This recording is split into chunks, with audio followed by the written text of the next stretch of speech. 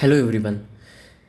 So in last class, we discussing regards imported goods, how the interest is applicable. So if we can say that what will be the charges if they made for the home consumption, the white color bill of entry can be submitted for the home consumption if they paid their duty on the same day of a returning bill. It means there is no interest, I mean interest not required to pay.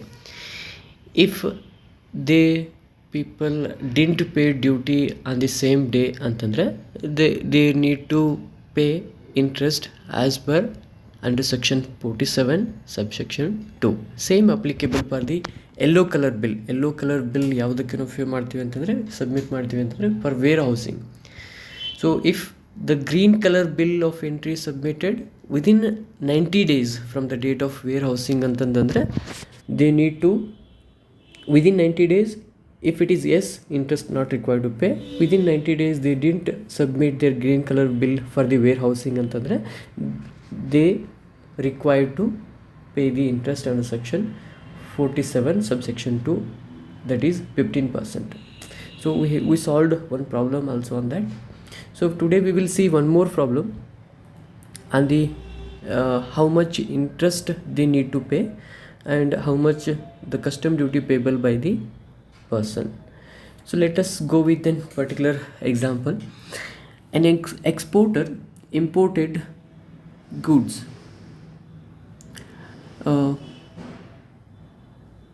on 1st January 2019, and the goods were cleared from Mumbai Fort for warehousing on 8th January 2019 by submitting bill of entry. Exchange rate was rupees 50 for US dollar. So try to understand here. The importer, he is going to import some goods on the date 1st January 2019, and in same the goods were cleared from the Mumbai fort for a warehousing. ಅಂದರೆ ವೇರ್ ಹೌಸಿಂಗ್ಗೋಸ್ಕರ ಅವರು clear ಮಾಡ್ಕೊಂಡಿದ್ದು ಅವರ ಗೂಡ್ಸನ್ನು ಅಂತ ಹೇಳಿದ್ರೆ ಅದು 8th January 2019ಗೆ. ಸೊ 1st Januaryಗೆ ಇಂಪೋರ್ಟ್ ಮಾಡಿಕೊಂಡ್ರು, ಮತ್ತು ವೇರ್ ಹೌಸಿಂಗ್ಗೆ from the warehousing department ಅವರು ಕ್ಲಿಯರ್ ಮಾಡ್ಕೊಂಡಿದ್ದು ಯಾವತ್ತಂದರೆ 8th January 2019 after submitting their bill of entry. ಮತ್ತು ಎಕ್ಸ್ಚೇಂಜ್ ರೇಟ್ ಯಾವುದು ಅಪ್ಲಿಕೇಬಲ್ ಆಗ್ತದೆ ಅಂತಂದರೆ ಅಲ್ಲಿ 50 ಫಾರ್ US dollar. ಓಕೆ. ಆಮೇಲೆ FOB value also they given $10,000 US. ಆಮೇಲೆ the rate of duty on 8th January 2019 was 20%. The goods were warehoused at Pune and were cleared from the Pune warehouse on 31st May 2019, when the rate of basic custom duty is 12% and exchange rate was rupee 68.75 for US dollar, IGST 12% applicable. So a very simple thing which you need to understand by this means, when they imported goods 1st January 2019, right, goods has been cleared on 8th January 2019, FOB value is also $10,000 US they given itself. So basically we need to go with the total, what will be the assessable value. According to that we need to calculate how much custom duty they need to pay, later that how much interest they are going to pay as per the days. So let us go for the calculation for this. So FOB they given itself $10,000 US here, just we need to take. Then the freight we need to take, if it is not given also we need to take. How much freight? 20% on FOB. We solved many problems on that. Okay, so 20% on FOB 20,000. We didn't convert it to the Indian rupees, just to USD we are doing, right? So along with that we need to add it back insurance also, So 10,000 into 1.125%, you will get 111.5. So total CIF are the assessable value we got. So by this simple calculations ನಾವು custom duty ಎಷ್ಟು pay ಮಾಡಬೇಕಾಗ್ತದೆ ಅಂತ ಅವರು calculation ಮಾಡೋಕ್ಕೆ ಆಗ್ತದೆ. So assessable value 12,112.50 if ಬಂತು F O ವಿಗೆ ನಾವು ಫ್ರೇಟು ಮತ್ತು ಇನ್ಶೂರೆನ್ಸ್ ಆ್ಯಡ್ ಮಾಡಿದಾಗ. ಸೊ ಈಗ ನಾವೇನು ಮಾಡಬೇಕು, ಬಿ ಸಿ ಡಿ ಯಾವುದು ಅಪ್ಲಿಕೇಬಲ್ ಆಗ್ತದೆ ಅಂದರೆ 12% ಬಿ ಸಿ ಡಿ ಅಪ್ಲಿಕೇಬಲ್ ಆಗ್ತದೆ ನಮಗೆ. ಏನು ವ್ಯಾಲ್ಯೂ ಆಫ್ ಕಸ್ಟಮ್ ಡ್ಯೂಟಿ ನಾವು ಫೈಂಡ್ ಔಟ್ ಮಾಡ್ತೀವಿ ಅಂತಂದರೆ we need to go for custom duty and the assessable value. ಆಮೇಲೆ 10% SWS social welfare charges. okay, then again 12% IGST add ಮಾಡ್ಕೋಬೇಕು, ನಮಗೆ ವ್ಯಾಲ್ಯೂ ಆಫ್ ಇಂಪೋರ್ಟ್ ಸಿಗ್ತದೆ. ಆಮೇಲೆ ಎಷ್ಟು ಇಂಟ್ರೆಸ್ಟ್ ಪೇ ಮಾಡಬೇಕಾಗಿರ್ತದೆ, ಯಾಕೆ ಯಾವ ಡೇಸ್ ತೊಗೊಳ್ಬೇಕು ಅನ್ನೋವಂಥದ್ದನ್ನು ನಾವು ಇಲ್ಲಿ ನೋಡೋಣ. ಸೊ ಅಸೆಸಬಲ್ ವ್ಯಾಲ್ಯೂ ಅಷ್ಟೇ ಸಿಕ್ಕಿದೆ ನಿಮಗೆ. Okay, so we already found that assessable value. ನಾವು ಅದು US ಡಾಲರಲ್ಲಿದೆ. ನಾವೇನು ಮಾಡ್ಕೋಬೇಕು, ಅದನ್ನು ಎಕ್ಸ್ಚೇಂಜ್ ರೇಟ್ ಎಷ್ಟಿದೆ, ₹50 ಫರ್ ಡಾಲರ್ ಅಂತಂದರೆ ಪರ್ US ಡಾಲರ್ ಅಂತಂದರೆ. So 12,112.50 into 50, you will get 6,05,625 will be the assessable value. Simple.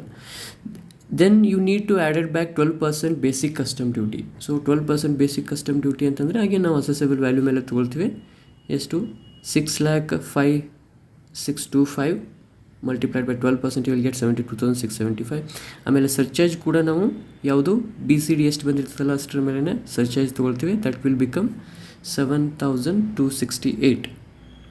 So ಈಗ ನಮಗೆ ಏನಂತಂದರೆ ಟೋಟಲ್ ವ್ಯಾಲ್ಯೂ ಸಿಕ್ತು for the purpose of GST. Okay, so ಇಲ್ಲಿ IGST applicable 12% at the rate of 12% ಅಂತಂದರೆ, so ಆ amount ಮೇಲೆ 12% ಇದು ಟ್ರಾನ್ಸಾಕ್ಷನ್ ವ್ಯಾಲ್ಯೂ ಎಷ್ಟು ಸಿಕ್ಕಿರ್ತದೆ ನಿಮಗೆ ಅದ್ರ ಮೇಲೆ 12%, you will get 82,268. Okay, if you added these two, ಯಾಕಂದರೆ GST ಕೂಡ ಆ್ಯಡ್ ಮಾಡ್ಕೋಬೇಕಾಗ್ತದೆ, then the value of total value ಎಷ್ಟು ಇಂಪೋರ್ಟ್ ಆಯಿತು ಇನ್ಕ್ಲೂಡಿಂಗ್ IGST ಅಂತಂದರೆ around 7,67,836 value of import. Then we will go for value of custom duty. So custom duties ಎಷ್ಟಾಗ್ತದೆ, ನಾವು custom ಡ್ಯೂಟಿಗೆ ಏನೇನು ತೊಗೊಳ್ತೀವಿ, BCD plus social welfare charges along with that IGST. So if you taken these two, you will get 1,62,211. So that ಅದು ಏನು custom duties ಆಗ್ತದೆ, value of custom duty. ಆಮೇಲೆ ನಾವು ಇಂಟ್ರೆಸ್ಟ್ ಪೇ ಮಾಡ್ಬೇಕು. ಎರಡನೇದು ಕೇಳಿದ್ದವ್ರ ಕ್ಯಾಲ್ಕುಲೇಷನ್ಸ್ಗೆ how much interest we need to pay. See, interest calculation ಮಾಡ್ಬೇಕಂತಂದರೆ ನಾವು ಎಷ್ಟು ಪರ್ಸೆಂಟ್ ಇಂಟ್ರೆಸ್ಟು ಮತ್ತು ಡೇಸ್ ಎಷ್ಟಾಗ್ತದೆ ಅಂತೇಳಿ ಕ್ಯಾಲ್ಕುಲೇಷನ್ ಮಾಡಬೇಕಾಗಿರ್ತದೆ. ಸೊ ಇಲ್ಲಿ the total when they started for the, so when they initiated ಅಂದರೆ ರೇಟ್ ಆಫ್ ಡ್ಯೂಟಿ ಯಾವಾಗ ಅವರು ಇಂಪೋರ್ಟ್ ಮಾಡ್ಕೊಂಡಿದ್ದು 1st January 2019 ಆದರೆ, ಸೊ ಅದು ಅಪ್ಲಿಕೇಬಲ್ ಎಲ್ಲಿಂದ ಆಗ್ತದೆ ಅಂದರೆ the rate of duty is on 8th January 2019 ಅಂತದೆ. ಸೊ 8th January ನಾವು 31st May, see 31st May 2019. So ಎಷ್ಟು ಡೇಸ್ ಆಗ್ತದೆ ಅಷ್ಟು ಡೇಸ್ ಮೇಲೆ 15% ಇಂಟ್ರೆಸ್ಟ್ ಪೇ ಮಾಡಬೇಕಾಗ್ತಿರ್ತದೆ. ಯಾಕೆಂದರೆ ಸೇಮ್ ಡೇ ನೀವು ಡ್ಯೂಟಿ ಪೇ ಮಾಡಿದಂದರೆ ಅಲ್ಲಿ ಇಂಟ್ರೆಸ್ಟ್ ಇರೋಗಿಲ್ಲ, no interest required to pay. But ಅವರು ಎಷ್ಟು ದಿನ ಆದಮೇಲೆ ಪೇ ಮಾಡಿದ್ದಾರೆ ಅಂದರೆ ನೆಕ್ಸ್ಟ್ ಡೇನೇ ಅವ್ರು ಪೇ ಮಾಡಿದ್ರು ಕೂಡ 15% ಅಪ್ಲಿಕೇಬಲ್ ಆಗ್ತದೆ as per the provision. So let us go with the that particular calculations. C,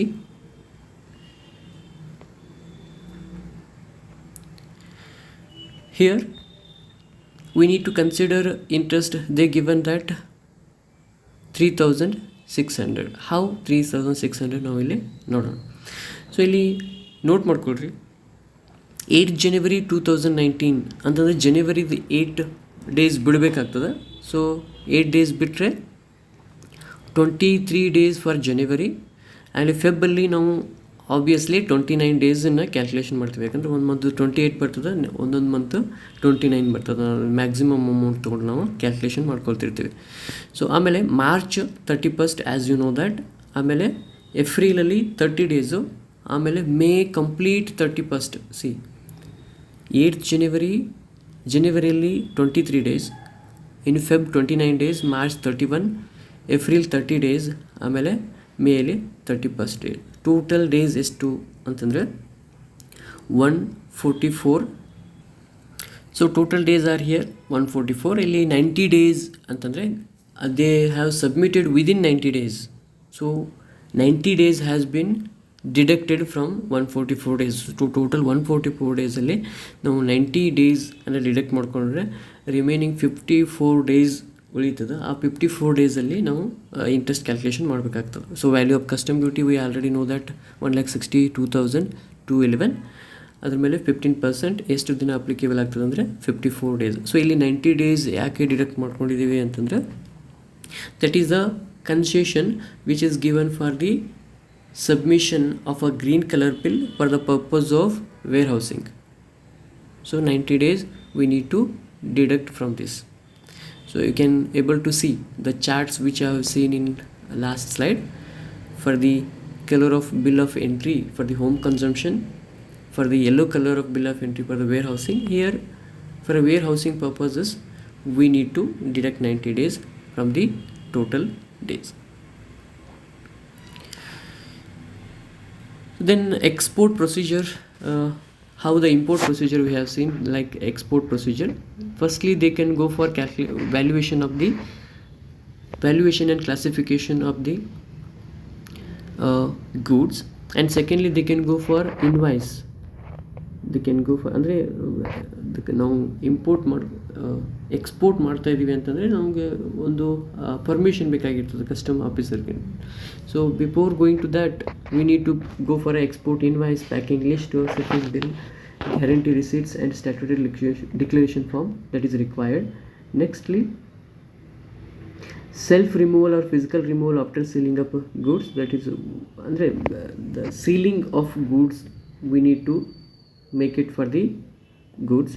Then examination of the goods before getting let export order by the custom officer. ಅಂದರೆ ಅವರು grant ಮಾಡೋಕ್ಕಿಂತ custom officer ನಿಮ್ಮ ಪ್ರಾಡಕ್ಟ್ಸನ್ನು ಏನು ಮಾಡ್ತಾರೆ, examine ಮಾಡ್ತಾರೆ, verify ಮಾಡ್ತಾರೆ. ಆಮೇಲೆ bill of lading ಅಂತಂದರೆ ನಾವು legal document issued by the carrier ಅಂತ ಕರಿತೀವಿ. ಅದು ಬಿಲ್ ಆಫ್ ಲ್ಯಾಡಿಂಗ್ ಅಥವಾ list of report which we are going to export. Okay, then later custom officer they can provide submission, they can provide a grant to the transport after submission of the export general manifest. Export ರಿಪೋರ್ಟನ್ನು submit ಮಾಡಿದಂಥ ಅವ್ರಿಗೆ grant ಕೊಡ್ತಾರೆ export ಮಾಡಲಿಕ್ಕೆ. So this is what export procedure. Then we will go with deemed export which is simply we can call it as which is not an actual export. ಅಂತಂದರೆ ಇಲ್ಲಿ export ಆಗಿರ್ತದೆ but actual export ಆಗಿರೋಂಗಿಲ್ಲ. ಅಂತಂದರೆ ಇಲ್ಲಿ within the country ನಾವು export ಮಾಡ್ಕೊಂಡಿರ್ತೀವಿ the goods which we can transfer, which we can export within India, and we have received the payment for the duty in the Indian rupees itself. ಅದಕ್ಕೆ ನಾವು deemed export ಅಂತ ಕರಿತೀವಿ. ಅಂದರೆ within a country, it doesn't leave from the country, we are exporting goods within the country and received the Indian rupees only. We doesn't go for any other currency. So ಇಲ್ಲಿ ಕೆಲವೊಂದು conditions ಅದ.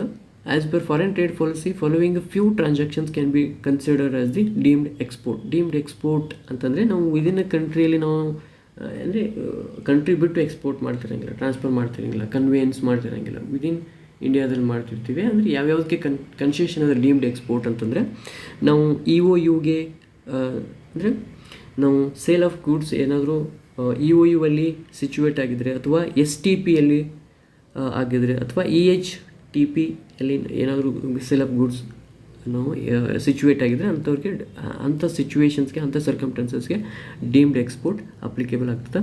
ಆಮೇಲೆ any fertiliser plants ಮತ್ತು united nations ಏಜೆನ್ಸಿಗೆ sale of goods ಏನಾದರೂ situate ಆಗಿತ್ತು ಅಂತಂದರೆ ಅಲ್ಲಿ ಡೀಮ್ಡ್ ಎಕ್ಸ್ಪೋರ್ಟ್ ಅಪ್ಲಿಕೇಬಲ್ ಆಗ್ತದೆ. Then one more thing which we need to discuss here, duty drawback. Duty drawback ಅಂತಂದರೆ ನಿಮಗೆ ಎಕ್ಸ್ಪೋರ್ಟನ್ನು ಪ್ರಮೋಟ್ ಮಾಡಲಿಕ್ಕೆ, ಎಕ್ಸ್ಪೋರ್ಟ್ ಇನ್ಸೆಂಟಿವ್ಸನ್ನು ಜಾಸ್ತಿ ಮಾಡಲಿಕ್ಕೆ, ಅಂದರೆ ಎಕ್ಸ್ಪೋರ್ಟನ್ನು ಜಾಸ್ತಿ ಪ್ರಮೋಟ್ ಮಾಡಲಿಕ್ಕೆ ಡ್ಯೂಟಿ ಡ್ರಾಬ್ಯಾಕ್ ಅಪ್ಲಿಕೇಬಲ್ ಆಗ್ತದೆ. ಅಂದರೆ ಡ್ಯೂಟಿ ನಿಮಗೆ ವಾಪಸ್ ಪೇ ಮಾಡ್ತಾರೆ ನಿಮ್ಮ ಡ್ಯೂಟಿಯನ್ನು. ನೀವು ಇಮಿಡಿಯೇಟ್ ಏನಾದರೂ ಅಲ್ಲಿ ಒಂದು we will see business purposes and personal purposes. So if you send ನೀವು ಡ್ಯೂಟಿ ಡ್ರಾಬ್ಯಾಕ್ ಯಾವ ಮಂತ್ಗೆ ಎಷ್ಟೆಷ್ಟು ಡ್ಯೂಟಿ ಡ್ರಾಬ್ಯಾಕ್ ಅಪ್ಲಿಕೇಬಲ್ ಆಗ್ತದೆ ಅಂದರೆ ನಮಗೆ ಎಷ್ಟು ನಾವು ಕಡಿಮೆ ಪೇ ಮಾಡೋದಾಗ್ತದೆ, ಎಷ್ಟು ನಮಗೆ ಟೋಟಲ್ ನಾವು duty 10,000 say for example duty pay ಮಾಡಿದ್ದೀರಿ ಅಂತಂದರೆ 10,000 ಕೂಡ ರೀಫಂಡ್ ಆಗಂಗಿಲ್ಲ ನಿಮಗೆ. 98% ಎಲ್ಲಿ ಅಪ್ಲಿಕೇಬಲ್ ಆಗ್ತದೆ, 95% ಎಲ್ಲಿ ಅಪ್ಲಿಕೇಬಲ್ ಆಗ್ತದೆ, 85 ಎಲ್ಲೆಲ್ಲಿ ಅಪ್ಲಿಕೇಬಲ್ ಆಗ್ತದೆ for the personal and business purposes we will see. Okay, so duty drawback ಎಲ್ಲೆಲ್ಲಿ ಅಲೋಯಬಲ್ ಇರ್ತದೆ ಅಂತಂದರೆ import duty paid on the imported goods ಮತ್ತು excise duty and service tax ಮೇಲೆ ಡ್ಯೂಟಿ ಡ್ರಾಬ್ಯಾಕ್ ಅಲೋಯಬಲ್ ಇರ್ತದೆ. So duty drawback ಅಂತಂದರೆ as I said that export incentive where the units of duty paid on any exported material or exercisable material which are used in the manufacture, processing, carrying out and any operation the goods that exported outside India is allowed as the refund to the exporter. So as I said that two categories of duty drawback we can able to see: duty drawback on re-export and duty drawback on export under section 74 for the re-export and 75 for the export.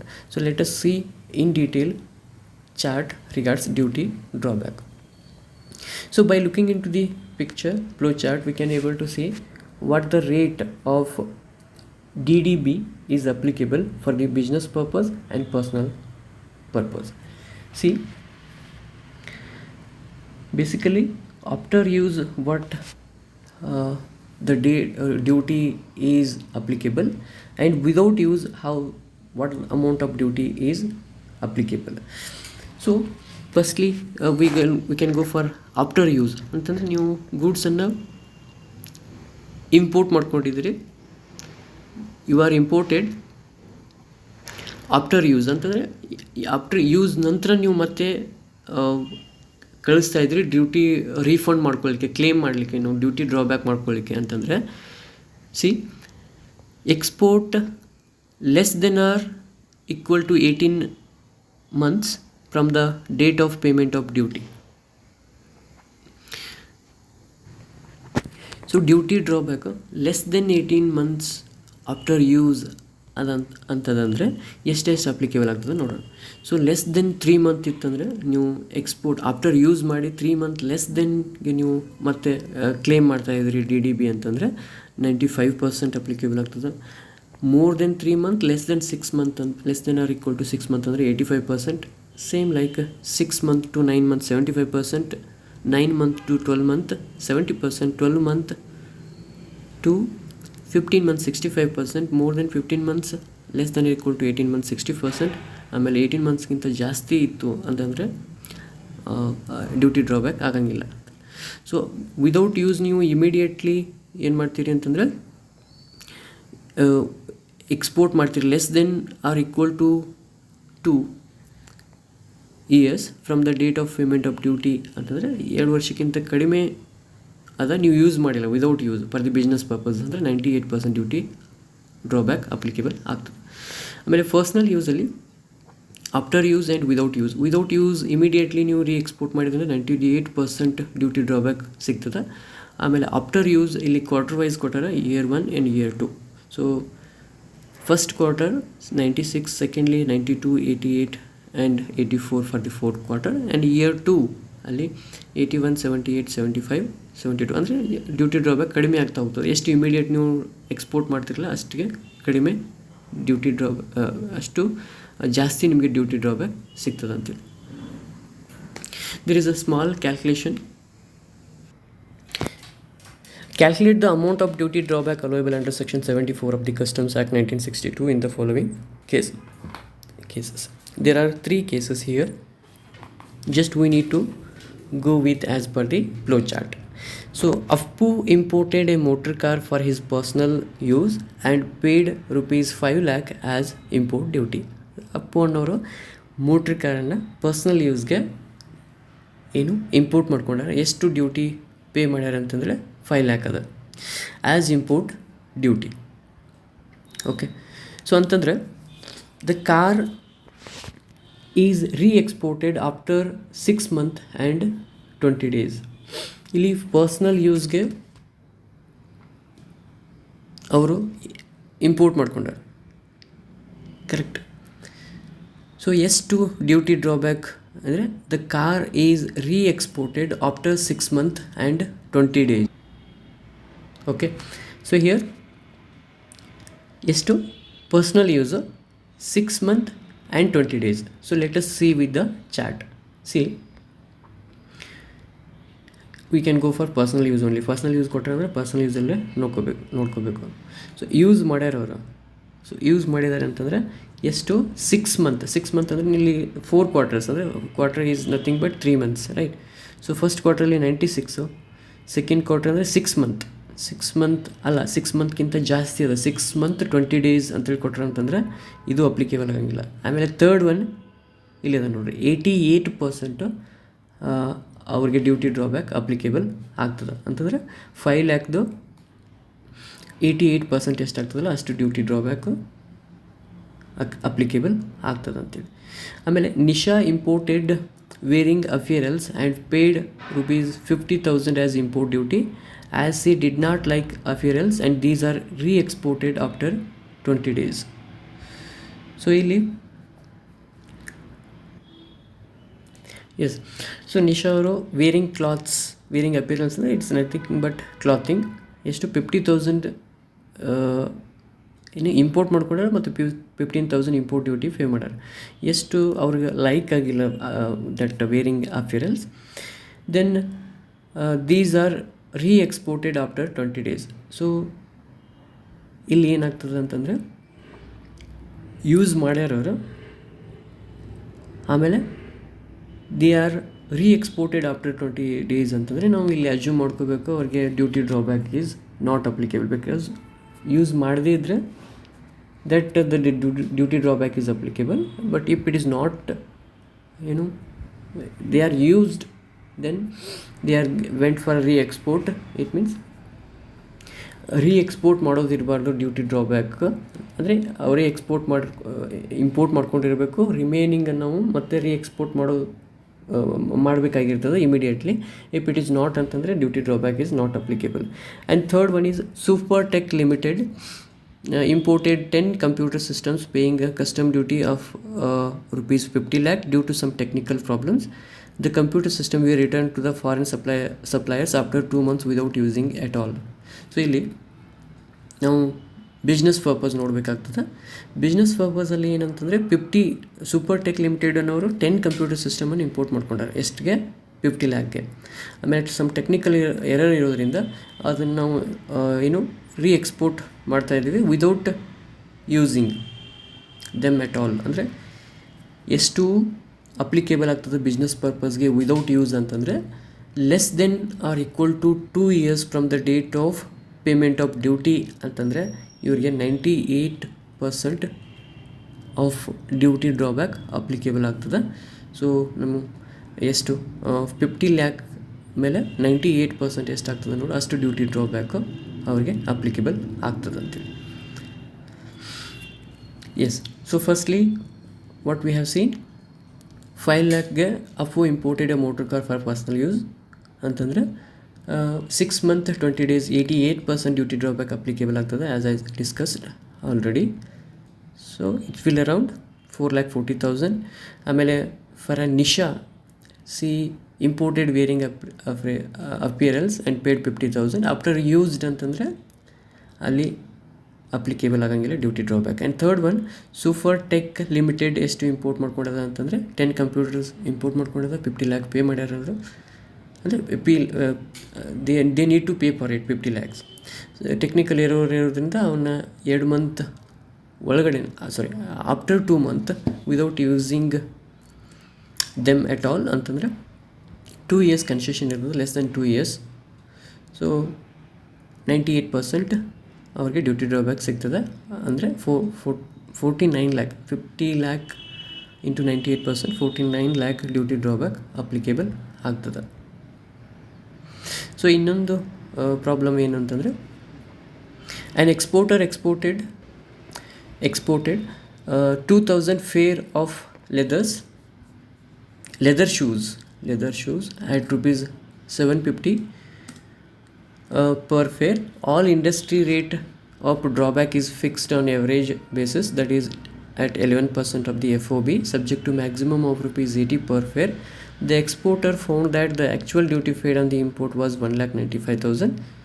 He has approached you as a consultant to apply under rule 7 of the drawback rules for fixation of a special brand rate. Advise him suitable. So ಇಲ್ಲಿ ಎಷ್ಟು duty drawback applicable ಆಗ್ತದೆ ಅನ್ನುವಂಥದ್ದು. So basically 2 important things which we need to understand by this problem. ಏನು ಅಂತಂದರೆ 2000 fairs 754 fair ಅದ, ಮತ್ತು 11% ಏನು industry rate ಅದ, ಅಂದರೆ ಸ್ಪೆಷಲ್ ಬ್ರ್ಯಾಂಡ್ ರೇಟ್ ಅದ. ಒಂದು ಆ್ಯಕ್ಚುಯಲ್ ತೊಗೋಬೇಕು. And at 11% of the FOB subject to maximum of 84 fair ಅಂತಂದರೆ 2000 multiplied by 750 ಆ್ಯಂಡ್ 11% ಒಂದು ಕ್ಯಾಲ್ಕುಲೇಷನ್ ಮಾಡಬೇಕಾಗ್ತದೆ. Remaining 2000 total fairs multiplied by 84 fair. So ಎರಡನ್ನೂ ಕ್ಯಾಲ್ಕುಲೇಷನ್ ಮಾಡಿ ವಿಚ್ ಎವರ್ ಈಸ್ ಲೆಸ್ ಇರ್ತದಲ್ಲ ಆ ಅಮೌಂಟು ನಮಗೆ ಡ್ಯೂಟಿ ಡ್ರಾಬ್ಯಾಕ್ ಅಮೌಂಟ್ ಆಗ್ತದೆ. ಮತ್ತು ಡ್ಯೂಟಿ ಡ್ರಾಬ್ಯಾಕ್ ಎಷ್ಟು ರೇಟ್ ಅಪ್ಲಿಕೇಬಲ್ ಆಗ್ತದೆ ಆಲ್ ಇಂಡಸ್ಟ್ರಿಗೆ ಅನ್ನುವಂಥದ್ದು ನಾವು ಟೋಟಲ್ ಡ್ಯೂಟಿ ಡ್ರಾಬ್ಯಾಕ್ ಆಮೇಲೆ ಟೋಟಲ್ ಎಷ್ಟು ಆ್ಯಕ್ಚುಯಲ್ ಡ್ಯೂಟಿ ಎಷ್ಟು ಪೇ ಮಾಡ್ತಿದ್ದಾರೆ ಅದನ್ನು ಡಿವೈಡ್ ಮಾಡಿಕೊಂಡು ಮಲ್ಟಿಪ್ಲೈಡ್ ಬೈ 100 ಮಾಡಿದರೆ ನಮಗೆ ಏನು ಸಿಗ್ತದೆ, ಎಷ್ಟು ಎಲಿಜಿಬಲ್ ಆಗಿರ್ತಾರೆ ಅವ್ರಿಗೆ ಡ್ಯೂಟಿ ಡ್ರಾಬ್ಯಾಕ್ ಪಡೀಲಿಕ್ಕೆ ಅನ್ನುವಂಥದ್ದು ಕ್ಯಾಲ್ಕುಲೇಷನ್ ಮಾಡಿದ್ರೆ ಸಿಗ್ತದೆ. ಸಿ ಇಲ್ಲಿ 2000 ಎಕ್ಸ್ಪೋರ್ಟ್ ಫೇಸ್ ಅದ, 750 4 ಫೇರ್ ಮತ್ತು 11% ಇಂಡಸ್ಟ್ರಿ ರೇಟ್ ಅದ. ಸೊ ಎಷ್ಟು 1,65,000.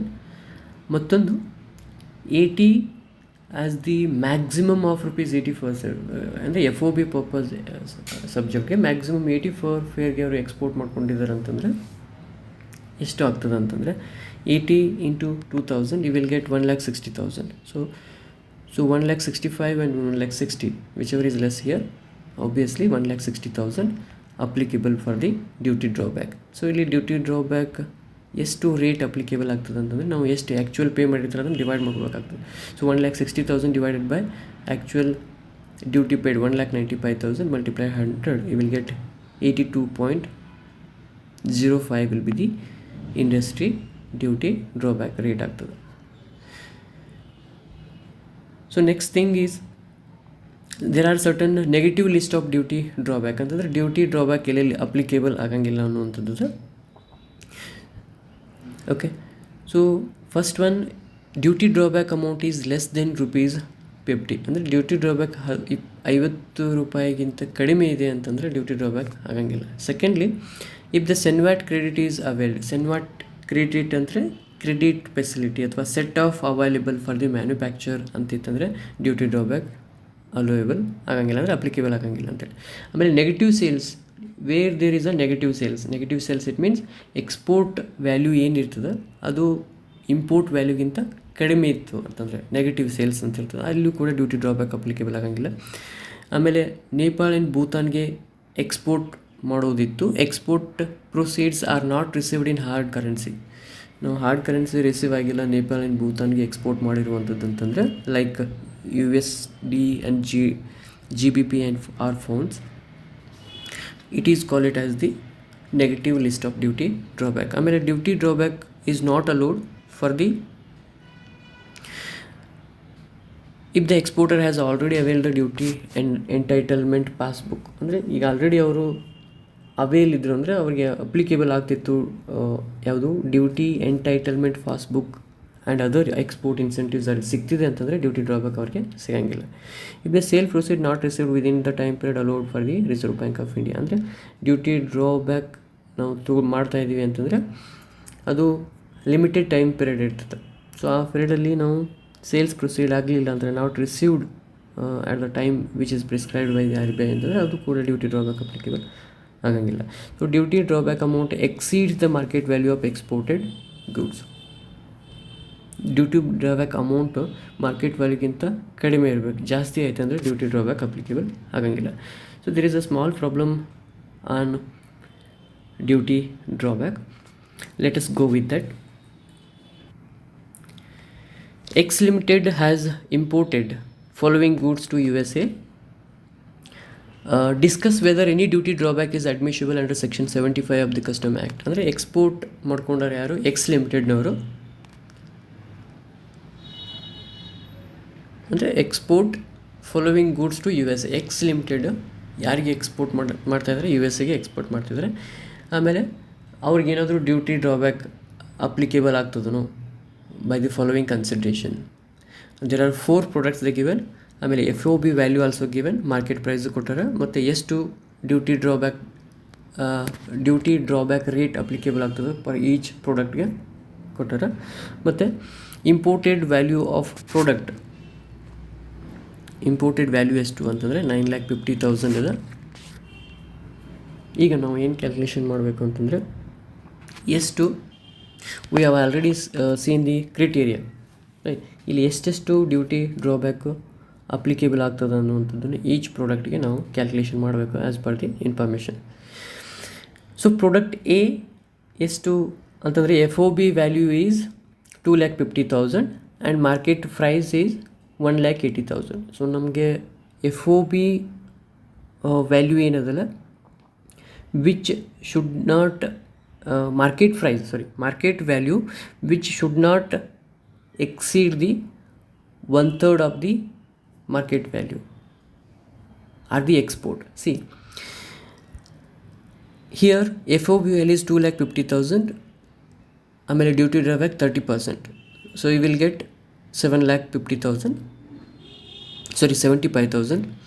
Then market price 1,80,000 into 1/3, which means the total amount, duty drawback amount is more than the 1/3 of the market value of export ಅಂತಂದರೆ ಎಷ್ಟು ಆಗ್ತದೆ ಅಂದರೆ ಅಲ್ಲಿ ಡ್ಯೂಟಿ ಡ್ರಾಬ್ಯಾಕ್ ಅಪ್ಲಿಕೇಬಲ್ ಆಗಂಗಿಲ್ಲ. ಬಟ್ ಇಲ್ಲಿ ನೋಡಿರಿ 1/3 of market price of the goods is less than the FOB value ಅಂತಂದರೆ the allowable duty drawback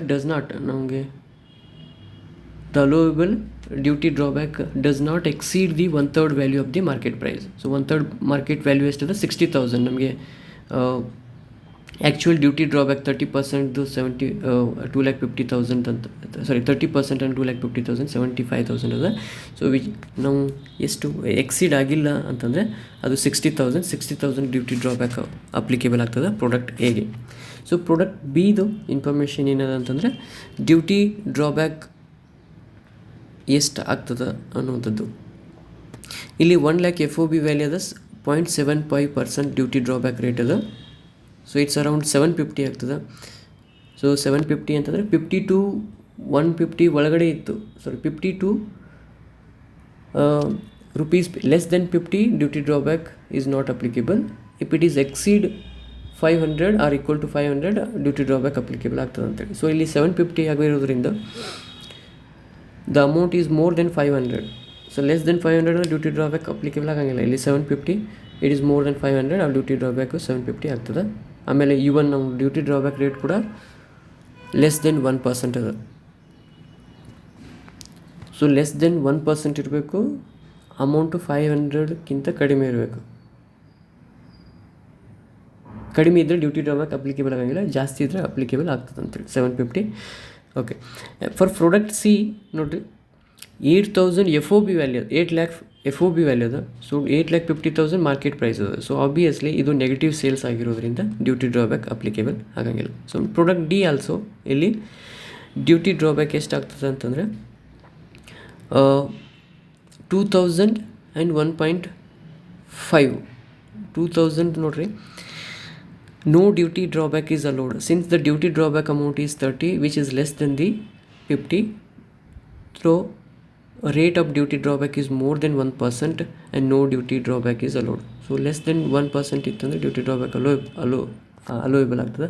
1.5 ಇರೋದ್ರಿಂದ and more over duty drawback amount 30 ಆಗಿರೋದ್ರಿಂದ duty drawback is not allowed ಅಥವಾ no duty drawback is allowed for this case. So one more simple problem on the calculation of duty drawback. Jiggy Mehta imported a car from UK for his personal use and paid 4,50,000 as import duty. However, the car is re-exported immediately without bringing it into use. So ಇಲ್ಲಿ ಜಿಗ್ಗಿ ಮೆಹ್ತಾ ಅನ್ನೋರು ಕಾರನ್ನು import ಮಾಡ್ತಾರೆ ಯು ಕೆಯಿಂದ personal ಯೂಸ್ಗೆ. 4,50,000 import duty pay ಮಾಡ್ತಾರೆ. Okay. However car is re-exported immediately without bringing in to use ಅಂತಂದರೆ ಅಲ್ಲಿ 98% ಅಪ್ಲಿಕೇಬಲ್ ಆಗ್ತದೆ. ಅವ್ರಿಗೆ ಡ್ಯೂಟಿ ಡ್ರಾಬ್ಯಾಕು 4,41,000 ಆಗ್ತದೆ. ಅಂದರೆ 4,50,000 ಮಲ್ಟಿಪ್ಲೈಡ್ ಬೈ 98% ಅಂದರೆ 4,41,000 ಡ್ಯೂಟಿ ಡ್ರಾಬ್ಯಾಕ್ ಅವ್ರಿಗೆ ಸಿಗ್ತದೆ. ಅವ್ರು ಕ್ಲೇಮ್ ಮಾಡ್ಕೋಬೋದು ಅಷ್ಟು.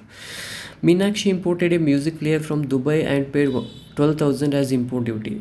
She used it for 4 months but re-export the same after 4 months. So ಇಲ್ಲಿ ಪರ್ಸ್ನಲ್ ಯೂಸ್ ಕೊಟ್ಟಿಲ್ಲ ಅಂದರೆ ಅದು ಬಿಸ್ನೆಸ್ ಪರ್ಪಸ್ಗೆ ಆಗ್ತದೆ. ಸೊ ಹಾಗಾಗಿ she used it for 4 months but re-export the same after 4 months ಅಂತಂದರೆ 85% ಅಪ್ಲಿಕೇಬಲ್ ಆಗ್ತದೆ as per the flow chart as per the provision under the Custom Act 1962. So 10,200 ಅವರಿಗೆ ಕ್ಲೇಮ್ ಮಾಡ್ಕೋಬೇಕಾಗ್ತದೆ ಡ್ಯೂಟಿ ಡ್ರಾಬ್ಯಾಕ್ಗೆ. ಆಮೇಲೆ XYZ limited exported 100 kgs of metal of FOB value of rupees 1 lakh. Rate of duty applicable on such export is rupees 60 per kg. Market price of goods is rupees 40 in wholesale market. ನೋಡ್ರಿ ಇಲ್ಲಿ export ಮಾಡ್ತಿರೋದು 100 kgs of metal rupees ಎಷ್ಟು 60 per kg. 1,060 ಎಷ್ಟು 60,000 ಆಯಿತು. Market price ಎಷ್ಟು 40,000. So market ಪ್ರೈಸ್ಗಿಂತ ಜಾಸ್ತಿ ನಾವು export ಮಾಡ್ಕೊಂಡಿದ್ದೀವಿ ಅಂತಂದರೆ ಅದು ನೆಗೆಟಿವ್ ಸೇಲ್ಸ್ಗೆ ಅಪ್ಲಿಕೇಬಲ್ ಆಗ್ತದೆ. ಹಾಗಾಗಿ ಇಲ್ಲಿ ಯಾವುದೇ ಡ್ಯೂಟಿ ಡ್ರಾಬ್ಯಾಕು ಅಪ್ಲಿಕೇಬಲ್ ಆಗಂಗಿಲ್ಲ in this particular case. Fine. So then imports by 100% export oriented units. So ಇಲ್ಲಿ EOUಗೆ ಇಂಪೋರ್ಟ್ ಮಾಡ್ಕೊಂಡಾಗ ಏನು ಅಪ್ಲಿಕೇಬಲ್ ಆಗ್ತದೆ ಅಂತಂದರೆ ಒಂದೇ single rate is applicable. So if there is EOU and EHTPs and STPs will be allowed import goods without payment of basic custom duty. ಇಲ್ಲಿ without ನಾವು EOUಗೆ export oriented ಯೂನಿಟ್ಸ್ಗೆ import ಮಾಡ್ತಾ ಇದ್ವಿ ಅಂತಂದರೆ imported by EOU for the purpose of electronic hardware technology park and software technology park ಇಲ್ಲಿ basic custom duty impose ಮಾಡುವಂಥ ಇವೇನು pay ಮಾಡುವಂಥ ಅವಶ್ಯಕತೆ ಇರೋಂಗಿಲ್ಲ. ಆಮೇಲೆ ಅಡಿಷ್ನಲ್ ಡ್ಯೂಟಿ ಕೂಡ ಪೇ ಮಾಡುವಂಥ ಅವಶ್ಯಕತೆ ಇರೋಂಗಿಲ್ಲ under section 3 subsection 1 and 3 subsection 5 of the Custom Tariff Act. So there is a small problem on the EOU, 100% EOU located in Chennai. So Mistress X Limited sold goods to Mistress A Limited located in Mumbai for rupees 20 lakhs. If Mistress X Limited being EOU imported these goods exempted from BCD at 10% and IGST 12%. So in this particular case, now GST, total GST, how much they can liable to pay by the X Limited and how much input tax credit applicable for Mistress A Limited they can able to get. So by looking into the problem we can able to go through the calculations. So ಇಲ್ಲಿ assessable value 20 lakh as given as it is in the problem. we need to add it back basic custom duty 10% along with surcharge. Total amount available per the GST 22,20,000. IGST 12% to the obviously 2,66,400 you will get as the IGST, and subtotal you will get ಯಾವುದು IGST plus 22,20,000 you will get 24,86,400. ಆಮೇಲೆ total duty payable ಎಷ್ಟು ಅಂತಂದರೆ 4,86,400. So ಹೆಂಗೆ ಅಂತಂದರೆ basic custom duty 2 lakh, social welfare charges 20,000, IGST 2,66,400. You will get 4,86,000 as the total duty payable. ಅವರು ಅಷ್ಟು duty payable ಮಾಡೋಕ್ಕಾಗ್ತದೆ. ಆಮೇಲೆ ITC input tax credit ಎಷ್ಟು applicable ಆಗ್ತದೆ ಮಿಸ್ಟ್ರಸ್ ಎ ಲಿಮಿಟೆಡ್ ಅಂತಂದರೆ ಇಲ್ಲಿ BCD ಅಪ್ಲಿಕೇಬಲ್ ಆಗಂಗಿಲ್ಲ ಅಂತ ಹೇಳಿದೆ ನಾನು for the EOU export oriented ಯೂನಿಟ್ಸ್ಗೆ ಏನು ಬೇಸಿಕ್ ಕಸ್ಟಮ್ ಡ್ಯೂಟಿ ಅಪ್ಲಿಕೇಬಲ್ ಆಗಂಗಿಲ್ಲ. IGST ಎಷ್ಟು 2,66,400 ಅದು ಇನ್ಪುಟ್ ಟ್ಯಾಕ್ಸ್ ಕ್ರೆಡಿಟ್ ಆಗ್ತದೆ ಮಿಸ್ಟರ್ಸ್ ಎ ಲಿಮಿಟೆಡ್ಗೆ. So next one more concept over here is that project import. ಇಲ್ಲಿ ಪ್ರಾಜೆಕ್ಟ್ ಇಂಪೋರ್ಟ್ ಅಂತಂದ್ರೆ to promote imports we can able to fix one single rate for the where the project is situated in the for the substantial expansion of the existing industrial project. Single rate of duty instead of merit assessment of the imported goods. So as per under the heading Custom Tariff Act 1975 9801 heading ಅಲ್ಲಿ ಏನದಂತಂದರೆ import project ಇಂಪೋರ್ಟ್ಗೆ ಅಂದರೆ business ಎಕ್ಸ್ಪೆನ್ಷನ್ಸ್ಗೆ ಮತ್ತು existing industrial ಪ್ರಾಜೆಕ್ಟನ್ನು ನಾವು expand ಮಾಡ್ತಾಯಿದ್ದೀವಿ ಅಂತಂದರೆ ಅಲ್ಲಿ ಎಷ್ಟು import ಮಾಡ್ಕೊಂಡಿದ್ರು ಅನ್ನೋದ್ರ ಮೇಲೆ ನಾವು ಡ್ಯೂಟಿಯನ್ನು ಪೇ ಮಾಡೋಂಗಿಲ್ಲ. ಅಲ್ಲಿ ಒಂದೇ single rate of duty applicable ಆಗ್ತದೆ for that particular imported goods. ನಾವು ಇಂಪೋರ್ಟ್ ಮಾಡ್ಕೊಳತ್ತೀವಿ for the purpose of setting up of one industrial project ಅಥವಾ ಎಕ್ಸಿಸ್ಟಿಂಗ್ ಇಂಡಸ್ಟ್ರಿಯಲ್ ಪ್ರಾಜೆಕ್ಟನ್ನು ಎಕ್ಸ್ಪಾಂಡ್ ಮಾಡತ್ತೀವಿ ಅಂತಂದರೆ ಅಲ್ಲಿ ಸಿಂಗಲ್ ರೇಟ್ ಅಪ್ಲಿಕೇಬಲ್ ಆಗ್ತದೆ as per the project import. So this is what exactly so far we discussed regards different valuation methods under import and exports. Along with that, how much duty drawback is applicable for the personal use and business purpose. Then how much interest they need to pay for the different circumstances. Along with that, how much what are all the different criteria comes under the negative list of duty drawback.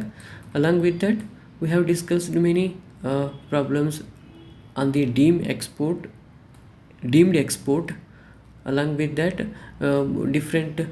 in different circumstances how the custom duty we need to pay as well as the interest is required to pay.